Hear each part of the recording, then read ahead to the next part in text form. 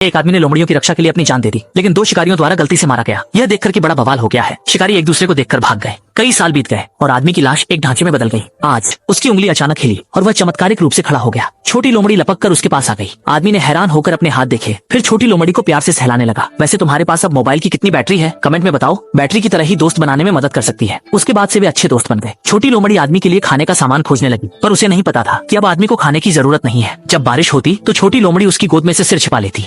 बारिश रुकने के बाद वे नदी के किनारे खेलने गए। सर्दियों में छोटी लोमड़ी जमीन के नीचे चली गई और आदमी उसकी सुरक्षा में चुपचाप बैठा रहा। जल्द ही वसंत आया और आदमी जंगली फूलों से लोमड़ी के लिए फूलों का गहना बनाने की योजना बना रहा था। तभी दूर से बंदूक की आवाज आई और आदमी घबराया और बंदूक की आवाज की दिशा में दौड़ पड़ा। वहां पहुंचकर उसने देखा कि दो शिकारी हंसी मजाक कर रहे थे और उनके हाथों में आदमी की प्यारी छोटी लोमड़ी थी। आदमी इंतजार कर रहा था। आदमी को बहुत गुस्सा आ गया और उसने धीरे धीरे अपनी मुट्ठी कस ली और उन पर झपट पड़ा और दोनों को मार डाला। दोनों शिकारी अचानक से ज़ॉम्बी में बदल गए। उन्होंने शहर में आतंक मचाया और पूरे शहर को तबाह कर दिया। यहाँ तक कि सेना भी उनकी ज़ॉम्बी की भीड़ पर काबू नहीं पा सकी। इससे आदमी, जो बहुत खुश था, वापस जंगल लौटने की तैयारी कर रहा था। जब अचानक उसका पैर कुछ पर पड़ा। जब उसने नीचे देखा तो उसने पाया कि कई जानवर ज़ॉम्बी द्वारा खा लिए गए हैं। वह चकरा गया। उसने शुरुआत में तो सिर्फ जानवरों की रक्षा करनी चाहिए थी, लेकिन अंततः खुद ही इस सब के लिए जिम्मेदार हो गया।